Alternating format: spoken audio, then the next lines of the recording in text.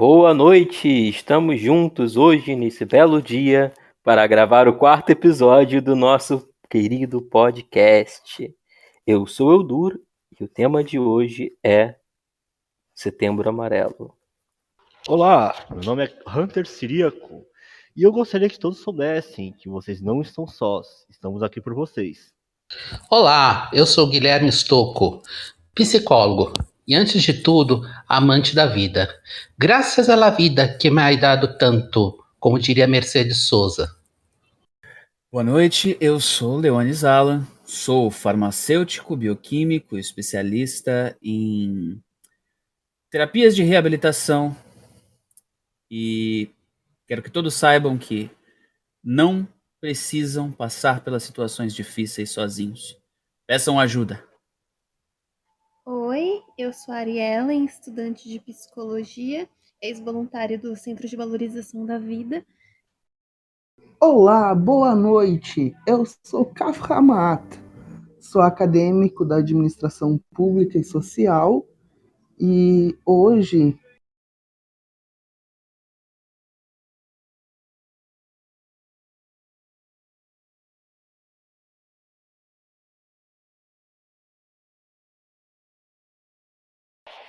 Então, galera, esse tema de hoje é um tema muito delicado de se tocar, mas que todos deveriam ter a ciência do quão importante é o entender ou a necessidade, né? Melhor, a necessidade de saber que não está só. Nós sabemos que a vida hoje em dia, de vez em quando, parece um buraco negro, uma montanha-russa. Não sabemos o que pode acontecer amanhã.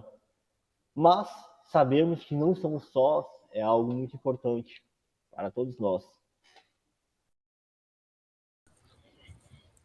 Como é importante esse tema e como muitas vezes esse tema ele não é dado a devida atenção, por mais que as pessoas achem que ele é dado atenção a esse tema.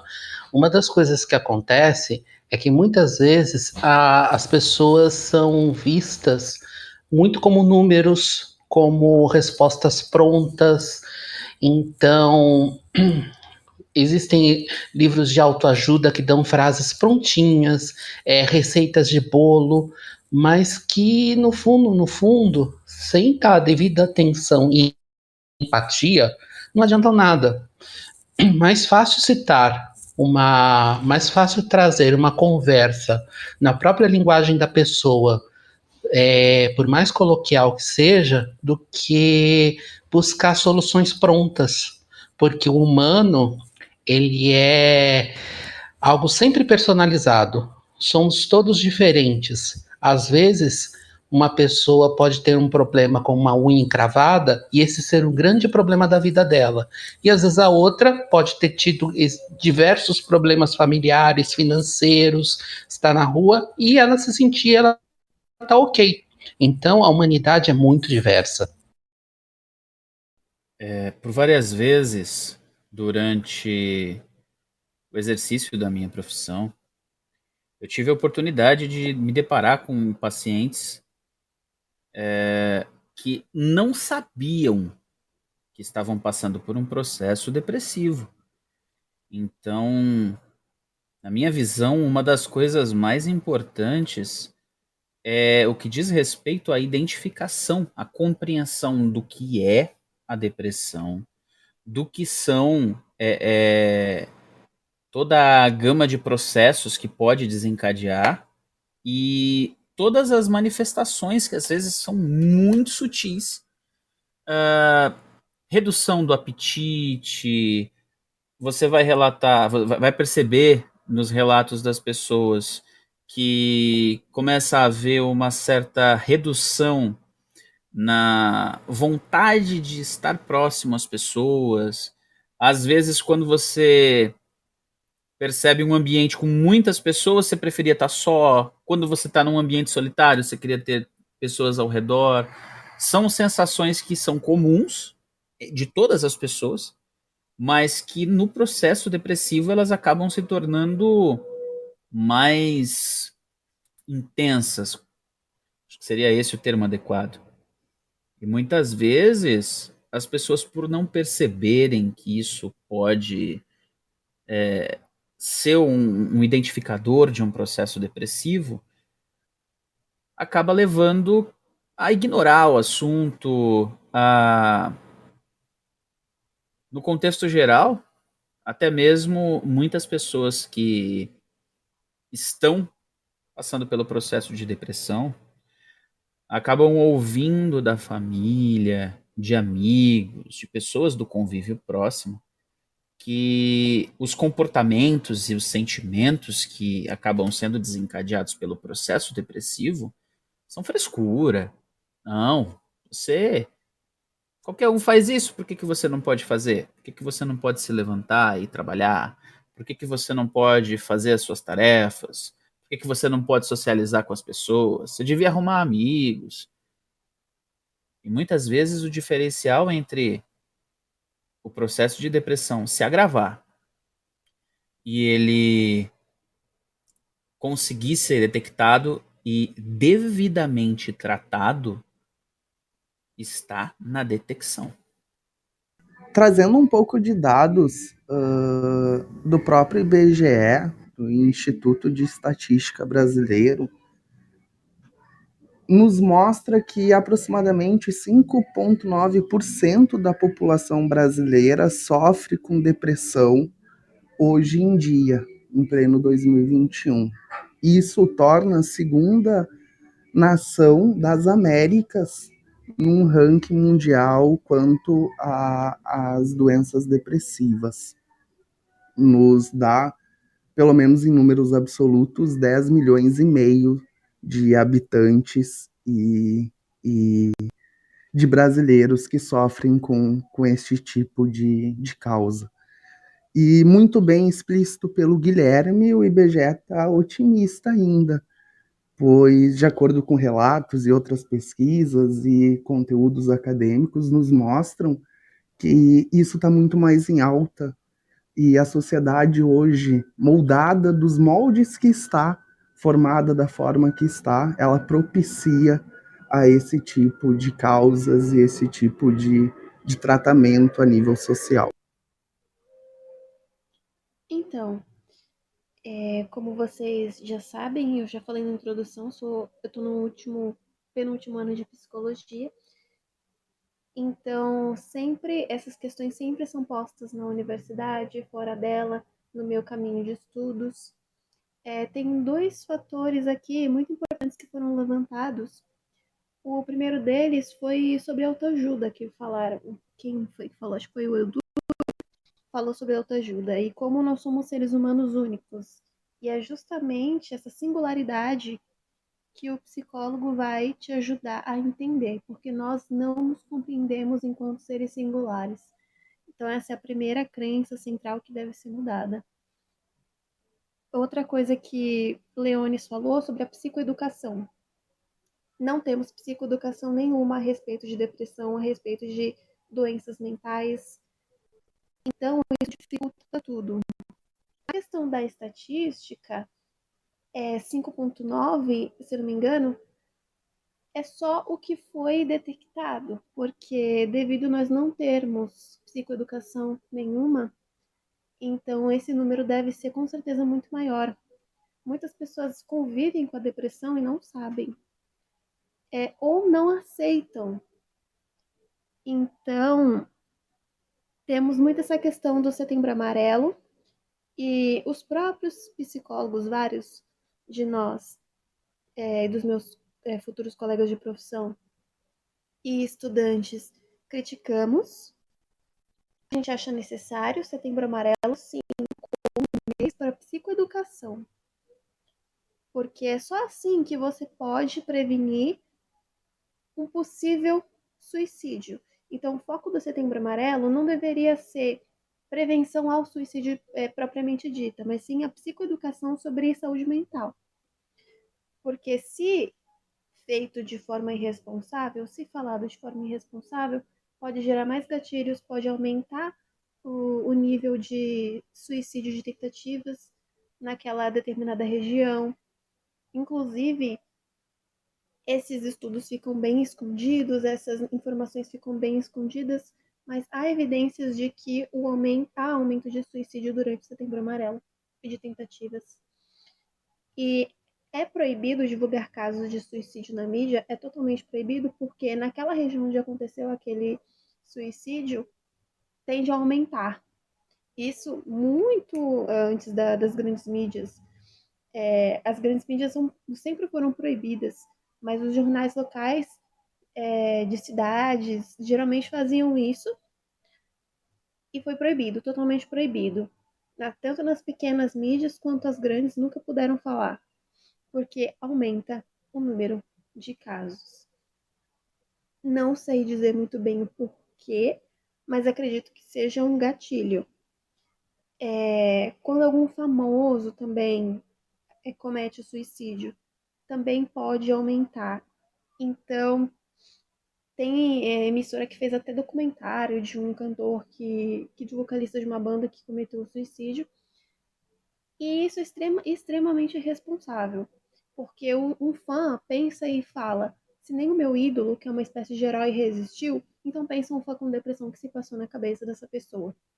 E essa morte por suicídio foi divulgada em diversos veículos de comunicação, foi propagada, teve documentário, Então isso é totalmente errado. O que a gente tem que fazer em Setembro Amarelo é promover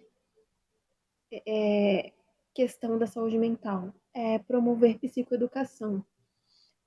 Outra coisa, oferecer o inbox, tem muita gente que participa dessas correntes. Oferecer o seu inbox para conversar comigo, caso você tenha esse pensamento. Não é assim que funciona, porque a escuta qualificada e acolhedora para uma pessoa que tem depressão ou que pensa em suicídio é muito delicada, é muito difícil para os profissionais de saúde mental. Quiçá para uma pessoa que nunca estudou sobre o assunto. Porque essa escuta ela tem que ser totalmente aberta, livre de julgamentos e acolhedora. Ela não pode ser feita de qualquer forma. Esse é o treinamento de escuta, é o que é oferecido no treinamento para ser voluntário do CVV. Então, se alguém tem interesse, pode procurar no cvv.org para poder fazer o cadastro e poder ser voluntário. Qualquer um pode ser voluntário. Eu queria comentar uma coisa que você disse. Na verdade, tem um termo técnico para isso, que é quando a questão de quando um suicídio aparece na mídia. No século XVIII, se eu não me engano, tem um autor do romantismo chamado Goethe. Ele escreveu romantismo. Era muito comum, era muito na moda, vamos colocar assim, os personagens terem mortes trágicas por questões de amor e tal. Morreu pela amada, etc, etc. E aí ele fez um dos romances dele, um personagem chamado Werther, e que aconteceu isso, morreu e tal. E aconteceu que por toda a Europa, muita gente se suicidou lendo esse livro. Então, isso ficou conhecido como efeito Werther, que é que as pessoas, assim, elas pegam alguma coisa quando é divulgado de maneira sem pensar, divulgado de maneira generalizada, pegam como gatilhos e como exemplos, né? Muito comum também ocorria nas guerras, aquela questão do mártir, sabe? Ou a pessoa que, sei lá, foi o herói, salvou. Você vê os próprios kamikazes do Japão, formas de luta que, assim, pela honra, os seppuku, né, que é quando as pessoas se matavam por honra de guerra, etc. Mas eu queria só colocar isso porque, assim, um outro ponto que acho que queria dizer é a relação à escuta qualificada. Infelizmente, no Brasil, a área da psicologia, das ciências mentais, ela é muito desvalorizada, não só no sentido de valor, de orçamento, mas no sentido de forma de se pensar. Então é o seguinte, a pessoa para ir no psicólogo, ela tem que estar louca. Sabe esse tipo de pensamento? Então isso ocorre muito ainda hoje em dia. Então, não leva a pessoa a procurar a escuta qualificada. Então, muitas vezes, se muito, ela vai procurar e acaba encontrando em igreja, ou então com os amigos, com as pessoas que conversam na internet. Isso, infelizmente, é péssimo, porque a escuta não qualificada, muita coisa pode acontecer, principalmente com a internet. Você nunca sabe quem está lá do outro lado. Quando a pessoa escreve assim, vou me matar, pode ser só uma brincadeirinha, pode ser nada. Ou pode ser muito sério. Então, coisas simples que um profissional da saúde ele é capaz de detectar e é importante esse auxílio. E é importante essa mudança da mentalidade das pessoas que procurar ajuda não deve ser coisa só para o extremo. Tem que ser já muito antes. Por exemplo, a mentalidade que terapia é importante pouco existe. Terapia, para mim, a minha opinião, como psicólogo, terapia deveria ser para todo mundo. Todo mundo precisa de terapia. Só que o que acontece? A maioria das pessoas é quando acontece extremos que aí vai procurar ajuda. E também, vamos convenhamos, né? Acesso à saúde mental no Brasil, por mais que o SUS faça um papel importante, ajude pra caramba, por mais que tenha o CVV, ainda é, infelizmente, quase que um artigo de luxo, porque é muito difícil ainda nesses tempos atuais. E nós, como profissionais, temos que cada vez mais tentar diminuir, tirar essa elitização da psicologia para que ela possa servir à sociedade como um todo. Como o Cafra bem disse, esse podcast é gravado na comunidade Bruxaria A, que se encontra no aplicativo Amino, tal como nas redes sociais. Venham, entre e participem.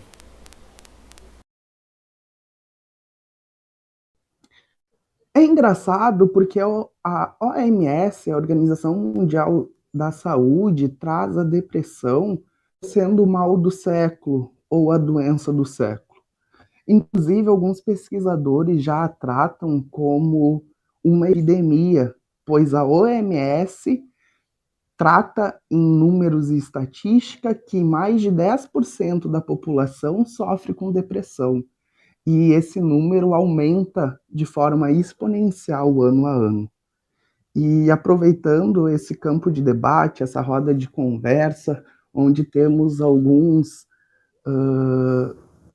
profissionais da área da saúde, da área da psique e da mente, queria entender da visão de vocês como que esses dados refletem na atualidade, refletem na realidade de vocês quanto profissionais, quanto a própria análise do campo e a própria análise desse contexto e desses casos que vêm chegando dia a dia, tempo em tempo, e vão acabando caindo aí na análise, na consciência de vocês. Bom, a minha visão como farmacêutico é que, infelizmente, nós estamos vivendo talvez a maior epidemia de depressão da história da humanidade.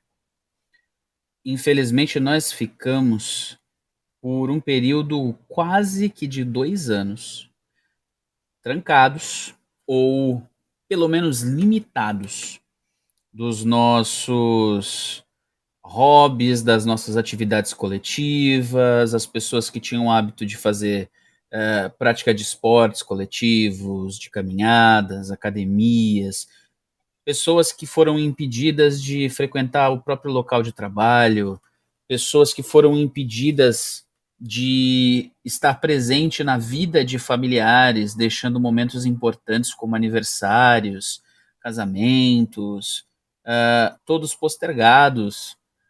Muitas pessoas tiveram, por conta dessa pandemia, perdas extremamente dolorosas, entes queridos, amigos próximos, pais, filhos, irmãos.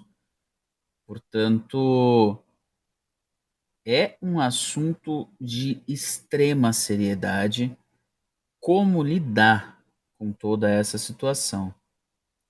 Nós recebemos praticamente antes do psicólogo, antes do médico, antes do especialista, do psiquiatra, o paciente que está iniciando um quadro de depressão.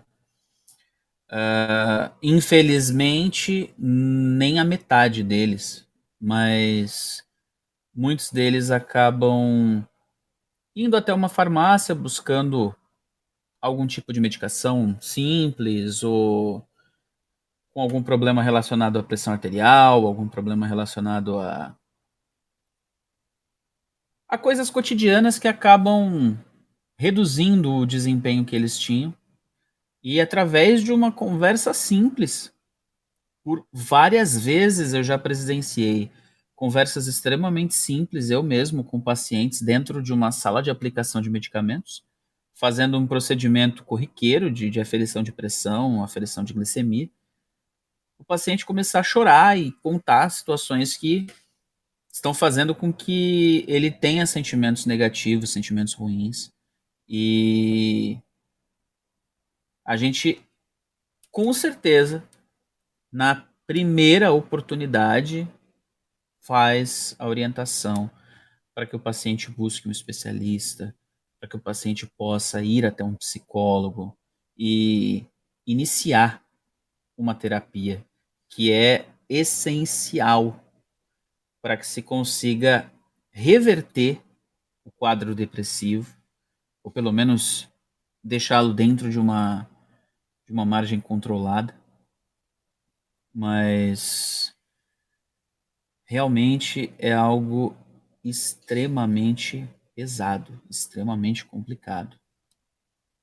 Dessa forma, nós fazemos a nossa parte e orientamos as pessoas que convivem com a pessoa que está em situação de depressão também a compreender a doença, a levar a doença a sério, a ser compreensivo com tudo aquilo que não será possível de realizar por um tempo, até que a pessoa consiga retornar ao status quo. É um trabalho em equipe. Começa com alguns profissionais de saúde que têm a missão, o dever de detectar essa doença quando é possível e encaminhar o especialista que vai efetivamente cuidar daquele paciente da melhor forma possível. Certo, temos uma pergunta aqui do nosso amigo Paçoquinha, Diogo Troiano. De maneira clínica, o que é a depressão e quais são os efeitos físicos dela? Eu queria responder essa. Primeiro, deixa eu colocar uma coisa dentro do tema suicídio. Não é só depressão que leva a suicídio. Existem vários tipos de fatores que podem levar a isso. Então, a depressão é um dos. É um que leva bastante? Sim, mas é um dos. Então, vamos lá. Depressão, para começar, existem vários tipos de depressão. Eu vou, é claro, simplificar aqui. Existe definição nos livros de saúde a respeito disso. Se eu não me engano, o DSM, acho que nós estamos no DSM-5, e o outro, confesso que eu acabei de esquecer o nome, mas existe a definição correta. Mas o importante é o seguinte, simplificando muito, a depressão não é apenas uma tristeza, não é apenas uma falta de vontade de fazer as coisas, não é só quando a pessoa dorme pouco ou dorme muito, é um conjunto de sintomas. Depressão, ela pode vir acompanhada também de momentos de extrema ansiedade, ou até de estado maníaco. Então, assim, a pessoa, de repente, ela é extremamente ativa, às vezes ela é até mais ativa, tem momentos de baixa, momentos de alta, por exemplo, como a bipolaridade. Então, assim, existem muitas coisas que podem mostrar sintomas de depressão. Porque eu vou começar dizendo uma coisa. Primeiro, as coisas se misturam um pouco. Não existe assim um rótulo, é muito difícil ser só a depressão sozinha. É raro, gente. Eu não tenho números aqui do IBGE, de estatística, para dizer isso, mas normalmente ela sempre vai acompanhada de outras coisas. Existem vários gatilhos. Então, assim, a gente pode ter sintomas de depressão, às vezes, por coisas até normais da vida que levam a isso. E pode ser fases e que passam. Sei lá, morreu um parente seu próximo, sua mãe, seu pai. É claro que vai ter um momento, um tempo de luto que você não vai estar, a pessoa não se espera que ela esteja super bem, que ela esteja super ativa. Vai haver momentos, mas o que acontece é que muitas vezes isso não passa e às vezes você não tem gatilhos tão visíveis. Vamos pegar um exemplo bem clássico. Robin Williams é uma pessoa que era um comediante, um ator assim de diversão, que todo mundo, cara, deve ser super gente fina, divertido, e tinha uma crise de depressão profunda, mas pela mídia, quem acompanhava as obras dos filmes dele, não diria isso jamais. O Jim Carrey é um outro exemplo também. Jim Carrey é um caso muito interessante, porque ele parou por muito tempo de fazer filmes, se dedicou à arte, ele se achou na arte, pintando, fazendo, ele ficou quase que uns 10 anos fora, até voltar a querer filmar de novo e se sentir bem para isso. Então, assim, você não reconhece, não é tão simples assim. Uma pessoa pode estar passando por depressão e ela não ter sintomas visíveis tão fáceis a senso comum. Então, aquela pessoa sempre sorridente ao seu lado, não necessariamente ela está bem.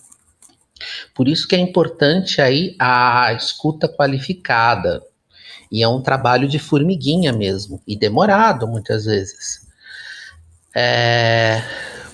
Então, assim, só para concluir, é necessário ter uma cultura cada vez mais, uma cultura forte de que saúde mental é uma coisa importante e fundamental. E nós não temos isso. Nós temos para a saúde física. Isso é fácil, por exemplo, normalmente se uma pessoa diz assim, eu tô sentindo uma dor no braço e ela nunca passa, todo mundo acaba dizendo, vai no médico, vai no médico, vai no médico. É só uma dor no braço que nunca passa, vai no médico. Agora, com a questão mental, não há isso. Eu não tô me sentindo muito bem, tô cansado, tô sempre cansado. Não, a vida é boa, imagina, resolva-se aí. Então, não há essa questão dessa cultura mental, de fazer com que as pessoas procurem ajuda qualificada. Se você for parar para observar, existem muitas situações em que, infelizmente, a prevenção não é tratada como deveria. Nós nos deparamos dia após dia com pacientes que, como você acabou mesmo de falar, têm problemas físicos, dores, problemas articulares, todos eles, se tratados com antecedência, com educação física, com atividades físicas moderadas, poderiam ter sido resolvidos. Existem vários problemas de saúde que poderiam ser resolvidos de forma preventiva. E a questão psicológica precisa ser levada mais a sério, com certeza. E a prevenção dos problemas de cunho psicológico, entre eles a depressão, precisa ser previamente detectado.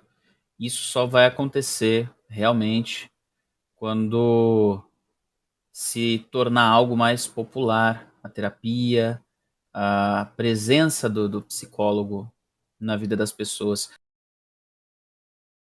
A questão é a seguinte, o SUS, temos que agradecer, com certeza, por aquilo que o SUS pode nos propiciar, mas muitas pessoas que precisam do serviço dos psicólogos acabam não conseguindo uma unidade de saúde, uma UBS, uma USAFA próximo da sua casa, onde ele consiga passar por uma terapia adequada. Quando ela existe, na grande maioria das vezes, é apenas uma roda de conversa e muito esporadicamente. Às vezes a pessoa consegue conversar com um psicólogo uma vez a cada 2 meses, e isso está longe de ser o adequado, né? Como os psicólogos aqui, psicólogo e a futura psicóloga presentes aqui podem dizer para nós com mais afinco, a terapia é algo que precisa de frequência. Sem a frequência, a margem para que ela não exerça o resultado que a gente precisa é muito complicada. Sim, então, gostaria de retificar alguma coisa. Frequência e também vontade da pessoa, porque o psicólogo ele é um facilitador desse processo, mas quem vai fazer tudo é a pessoa, é esse paciente que está buscando. Então, o que tem que ser feito, na verdade, é uma deselitização, como o Guilherme já falou, da psicologia, porque ainda é muito caro, ainda é inacessível. Agora, com a pandemia, deu uma acessibilizada, tem muitas pessoas fazendo terapia online. Tem muitos psicólogos também trabalhando a preço social durante a pandemia, mas a gente não tem nenhuma certeza, como prever como vai ficar depois da pandemia. Eu vou me formar em 2022, então provavelmente eu vou pegar esse final de pandemia e a minha turma inteira, tanto quanto eu, a gente não sabe como vai ser. A gente sabe que vai ter muito trabalho, isso a gente sabe, mas enquanto a psicologia não for deselitizada, enquanto as pessoas não tiverem acesso fácil à terapia, é muito complicado. Eu li aqui um comentário da Sakura. Eu vou tentar achar aqui porque eu achei ele muito pertinente. Infelizmente, já ouvi diversas vezes que depressão era doença de rico ou preguiça e falta de Deus. Olha só como a psicoeducação sobre o que é doença mental e saúde mental é tão importante. Isso para uma pessoa que está com ideação suicida, pensa uma pessoa ouvir isso. Doença de rico, justamente isso que eu estou dizendo, elitização da psicologia. Porque só rico tem dinheiro para ir para terapia. Durante muitos anos foi assim, hoje em dia está mais acessível. Mas o SUS ainda não dá conta. Temos esse problema também. Preguiça, preguiça. Por que associada a preguiça? Porque a gente vive num país onde a maior parte das pessoas são pobres, tem que trabalhar 12 horas por dia para poder viver uma vida de classe que não chega nem a ser classe média. E essa resistência que as pessoas que têm depressão sentem é encarada como preguiça por essa sociedade. E falta de Deus, essa eu não vou nem comentar, porque aí a gente vai fugir muito do tema. Então, numa sociedade que prega que a gente tem que trabalhar e produzir acima de tudo, uma pessoa com depressão, ela carrega um estigma gigantesco. E nós não temos nenhuma psicoeducação sobre o que é depressão. E quando as pessoas ainda estão conseguindo sair, trabalhar e exercer suas tarefas, mesmo que seja no modo de anedonia, que é aquela piloto automático, aquela vida que não tem sentido nenhum, mas a pessoa consegue executar as tarefas, essa dificilmente vai procurar ajuda. E outra coisa que deveria ser trabalhado desde sempre, educação emocional, inteligência emocional nas escolas, desde criancinha, justamente porque quando você tem a dor, como o Guilherme já disse uma vez, quando você tem a dor no braço, todo mundo fala vai no médico. Mas quando é dor emocional? Infelizmente, nós brasileiros, a gente não sabe nem identificar a dor emocional. muitos de nós nem sabem muito bem como é que é isso. É bem aquele papo do, é frescura. Então, inteligência emocional de base ia ajudar muito também. Perfeito, Ariellen. E corroborando tanto com a tua mensagem, com a tua fala e com a do Leones também anteriormente, eu, quanto acadêmico da administração pública, acho muito necessário frisar a importância do SUS e também as deficiências dele. A importância do sistema único de saúde, um sistema universal, onde todos os brasileiros têm o direito de ser atendidos, e também as deficiências dele quanto à necessidade e à demanda que ali é presente. E puxando um pouco uma fala do nosso amigo Olho Esquerdo, que está aqui no chat da comunidade, para quem está escutando aí de novo, galera, nós fazemos parte de uma comunidade presente no Amino. Para quem quiser acessar aí, ó, aminoapps.com/c/bruxaria A. Você acessa diretamente nossa comunidade. E um colega nosso comentou aqui nos comentários um comentário muito pertinente que traz uma visão muito boa sobre alguém que realmente está inserido aí nesse contexto. As pessoas deveriam ter mais empatia uma pelas outras, pensar mais nos outros. Fácil é julgar o outro, dizer que é drama ou algo do tipo. Poucos são aqueles cujo olham para os outros. Já ouvi pessoas falarem depressão e ansiedade são apenas frescura de jovens, mas não é. Eu sofro de ansiedade e sei como dói. Antes, eu não sabia o que era isso, e muito menos sabia que doía tanto, até sentir na pele. Já dei alguns surtos disso, é tão desconfortável ter isso. Você teme muito várias coisas. Se mais pessoas olhassem para os quebrados, entre aspas, talvez muitas mortes seriam evitadas. Ainda mais quem sofre de depressão, calado e tenta disfarçar de alguma forma que parece estar bem. Dor é algo muito ruim de se viver e ter. Eu não quero que as pessoas tenham ansiedade, porque o sofrimento de quem tem isso é algo que eu realmente fico triste. Dói, dói, dói. Então, realmente é um campo muito delicado, um campo que a gente precisa exercer atenção e exercer debates saudáveis para conseguir ajudar essa parte da sociedade, essa parte da sociedade civil que precisa de alguma forma da nossa ajuda. Então, galera, eu tenho algumas perguntas aqui. O nosso Elianor trouxe também uma pergunta para vocês. É comum a pessoa pensar pelo menos uma vez na vida em se matar? Ou é algo que precisa ser avaliado? Sempre que houver esse tipo de desejo, a pessoa comentar isso, vá consultar um psicólogo, um psiquiatra, na dúvida, vá.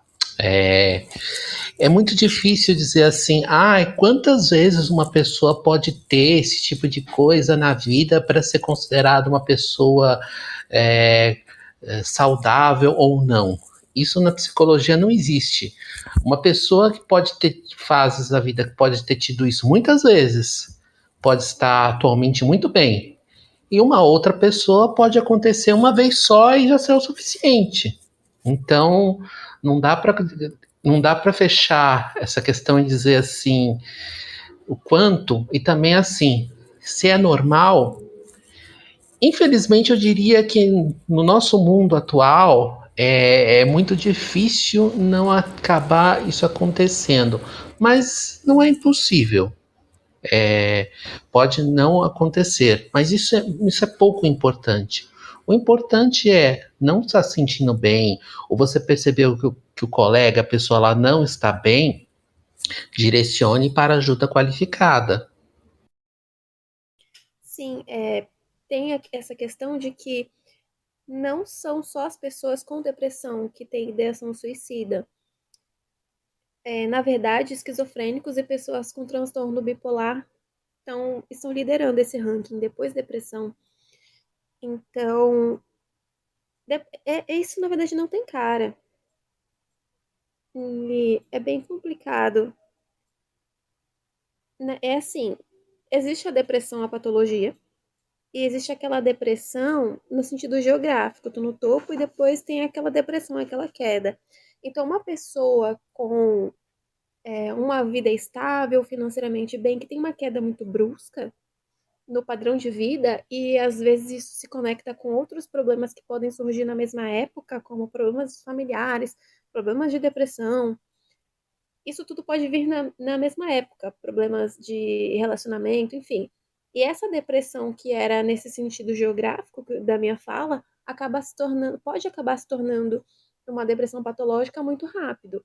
Ou ela pode não se tornar uma depressão patológica, a pessoa pode lidar bem com isso, mas é importante que essa pessoa tenha ajuda, porque esses pensamentos e de ideação suicida, eles podem sim surgir, mesmo que essa pessoa ainda não tenha desenvolvido um transtorno. Então, pode acontecer esse pensamento, mas de qualquer forma, procure ajuda, porque isso pode estar à beira de se patologizar e de uma forma muito rápida. Então, é muito importante procurar ajuda. Temos mais uma pergunta aqui, né, do Eleanor. Ele trouxe um relato que ocorre com ele com o pai dele, né? Meu pai diz que a nossa geração é uma geração fraca, que tudo dá depressão. E na época dele, era diferente? Olha, na época dele, as pessoas não podiam falar sobre isso. Na época dele, as pessoas não podiam demonstrar fraqueza de forma alguma. Uma fraqueza, fragilidade. Porque era uma época que, pensa, hoje a gente já tem muito do machismo, muito dessa cultura de ser forte, muito dessa cultura masculinizada, desenfreada. Naquela época era muito pior. Então, quem tinha depressão nem falava, nem avisava, só passava a corda e pronto. É pesado dizer isso, mas era o que acontecia. Tanto que o que as pessoas dessa geração mais falam: quem quer se matar não fala não, vai e passa a corda. Porque na época deles era assim. Hoje a gente tem acesso à informação. Hoje a gente pode falar, a gente pode se expressar mais. E sobre as gerações, naquela época não se cobrava tanto dos jovens. Eles tinham que ter um bom emprego, casar logo, formar família e é isso. Hoje, o jovem é muito mais cobrado. Ter que ter uma boa fala, ter que ter uma boa aparência, ter que ter um corpo maravilhoso, ter que ter uma vida bacana, ter que ter um bom emprego, ter que conseguir ser milionário antes dos 30, ter que conseguir preencher a expectativa da família, ter que ter vida social e ter que tirar boas notas e fazer faculdade. Então, hoje o jovem sofre uma pressão que naquela época eles não tinham essa cultura de ser bem-sucedido. Ser bem-sucedido naquela época era ter filhos saudáveis e um bom emprego para se manter. Hoje é outra coisa. Então, a gente pegou essa geração que propaga isso, propaga essa perfeição.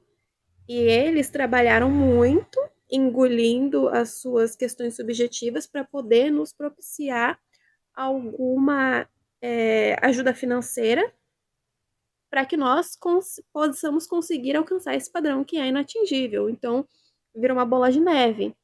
É uma falha na comunicação e na compreensão do que foi uma geração e o que foi a outra, porque a situação social mudou tudo na nossa cabeça. A geração deles tinha uma cabeça, a nossa tem outra, mas a nossa tem muito mais pressão e expectativas para cumprir do que a deles. E aí tem isso, é uma falha realmente na compreensão e na comunicação de ambas.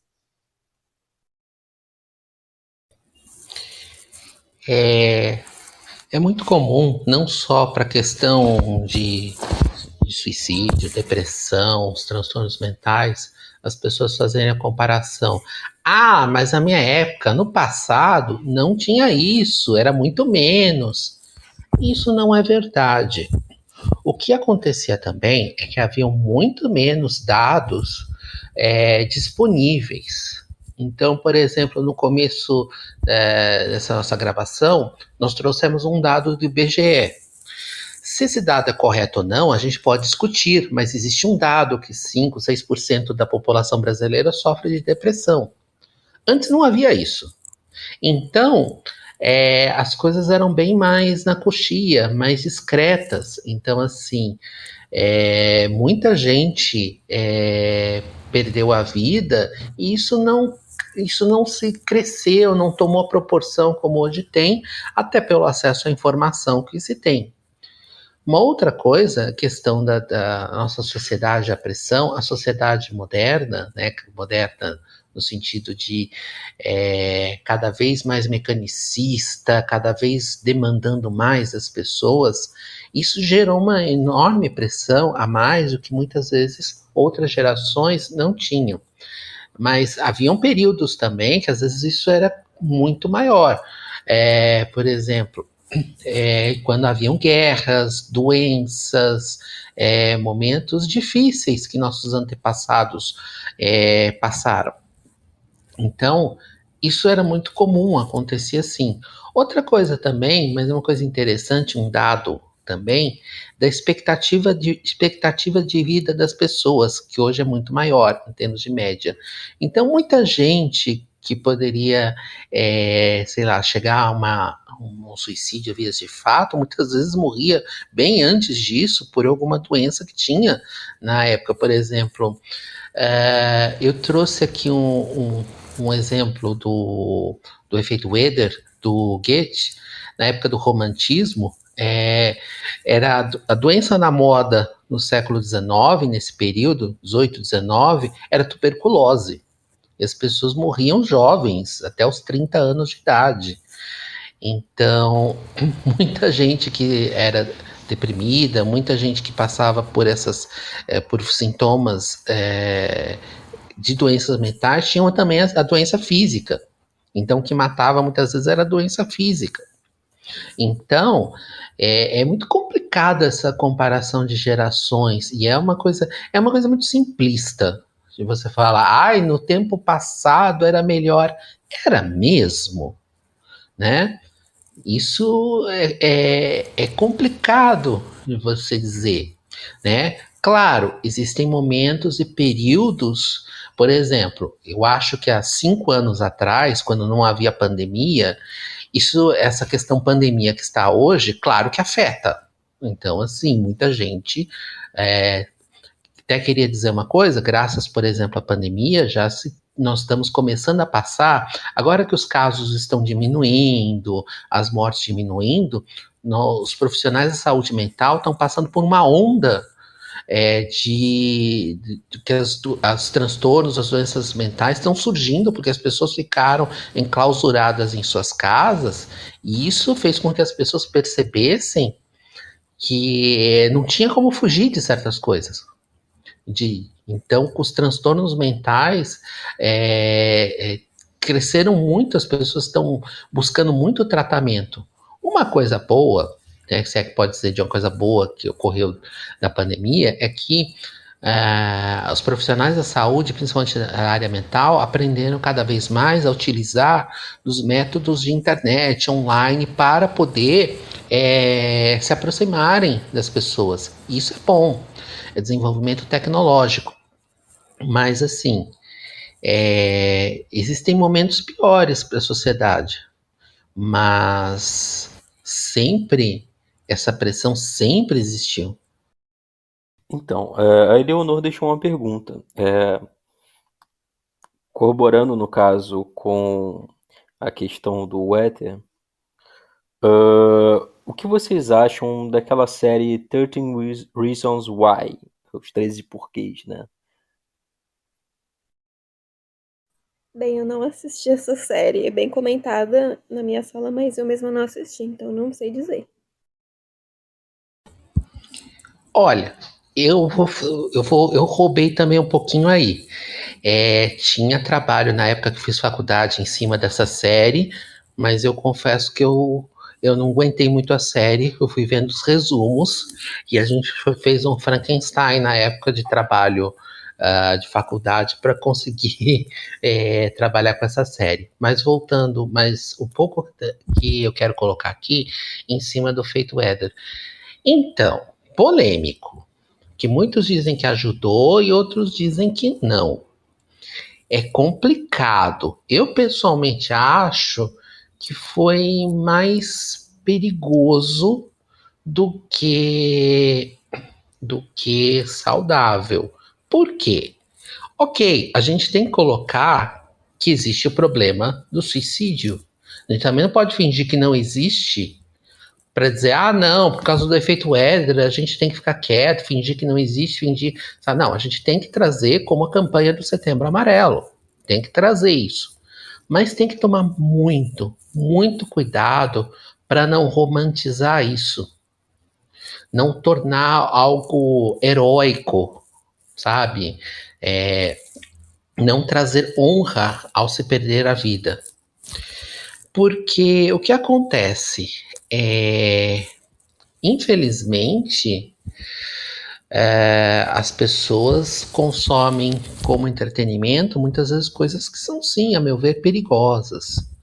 Então, eu não consigo dizer, olha, essa série deveria ter sido lançada ou não deveria.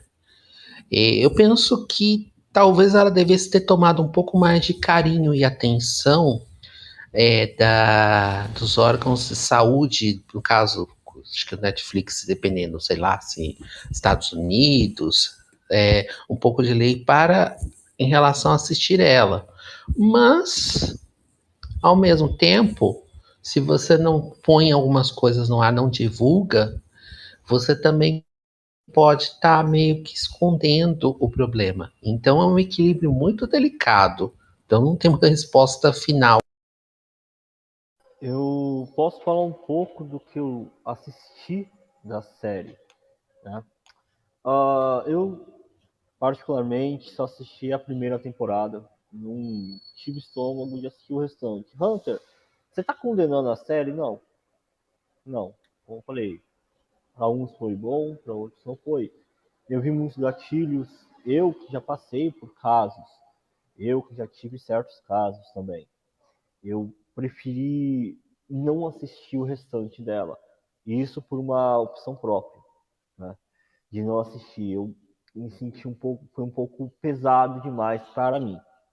Então eu preferi deixar de lado o restante das temporadas e tudo mais e respirar um pouco o que eu absorvi da primeira temporada e descartar o máximo possível após.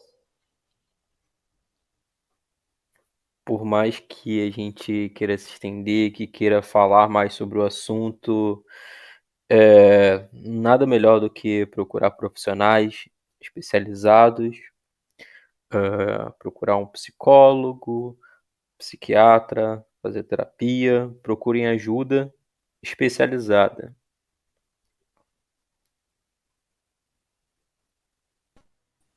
E não saiam por aí tomando medicamento porque a vizinha tomou e fez bem, porque o coleguinha toma e é bom para ele.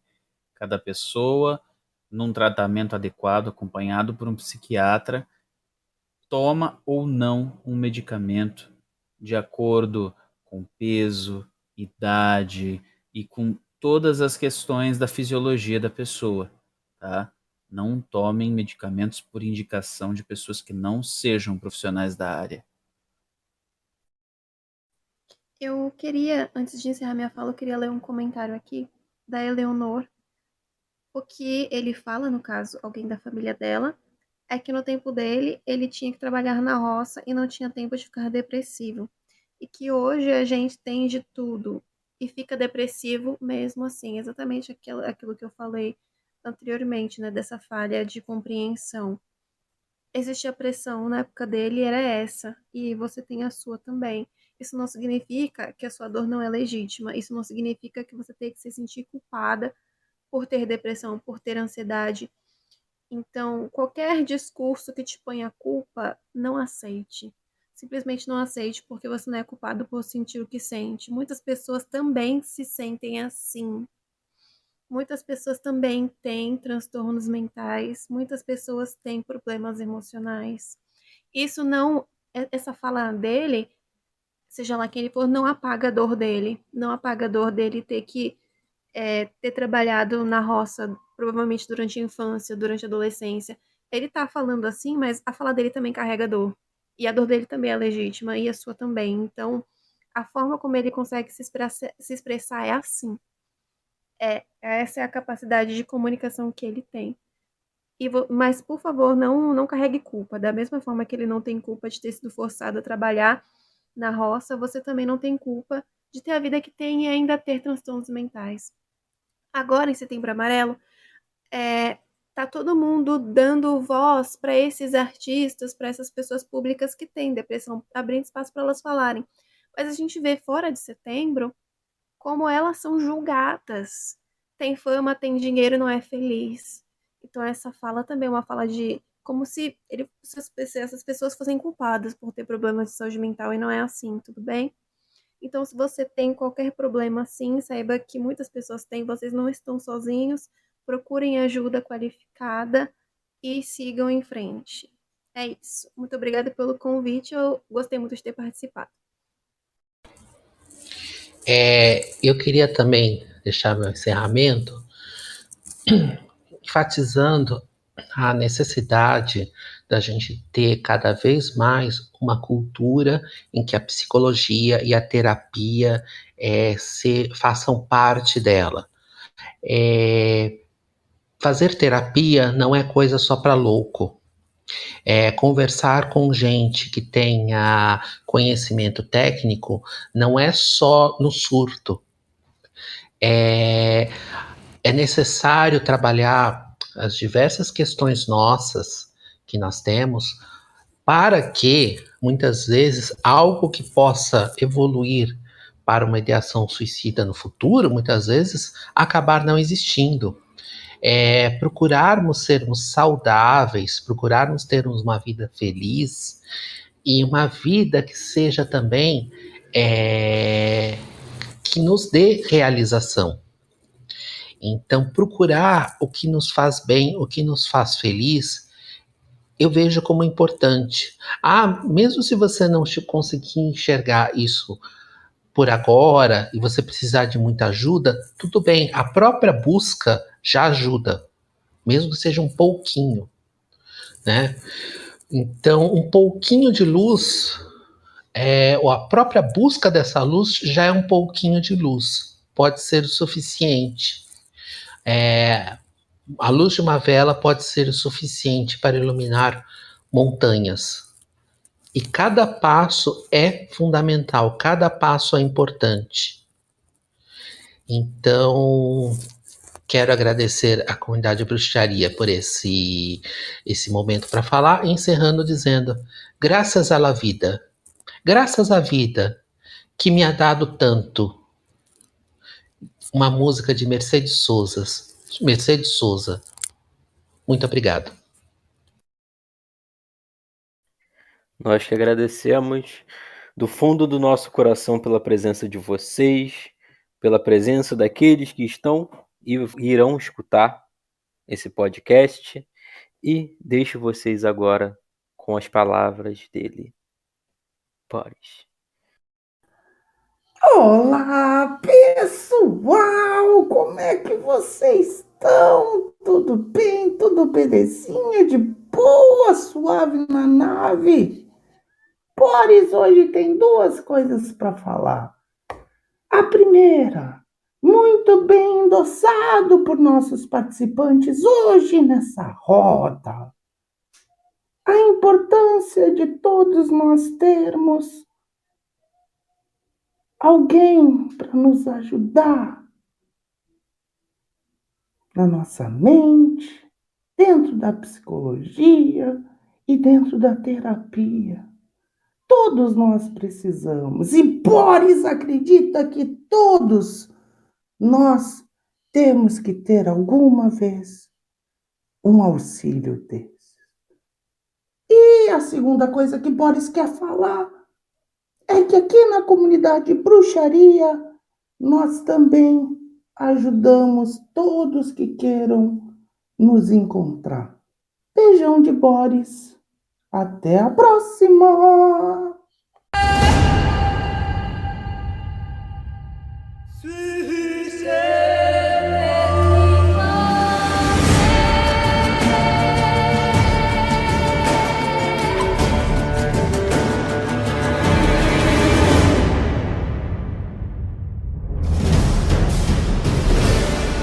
Thank you.